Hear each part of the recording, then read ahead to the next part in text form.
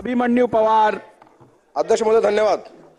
अध्यक्ष महोदय, औसा तालुक्यातील देतो संधी, बसा बसा। अध्यक्ष महोदय धन्यवाद।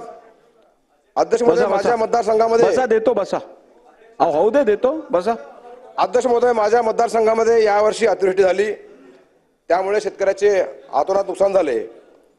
सदरील शासनाने पंचनामे पण केले अध्यक्ष महोदय, आणि नैसर्गिक आपत्तीच्या निकषांतर्गत जे काही बाधित शेतकरी आहेत त्यांना आर्थिक मदत पण मंजूर झालेली आहे।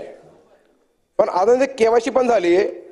सदरील निधी वितरणासाठी महसूल विभागाने शासनाकडे यादी सादर केलेली आहे, परंतु अद्यापही आमच्या शेतकऱ्यांना मदत मिळाली नाही। ती अतिवृष्टीची मदत शासनाने तात्काळ उपलब्ध करून द्यावी शेतकऱ्यांना। केवायसी पण झाली, सगळं झालंय, फक्त आता मदत यायची राहिली आहे।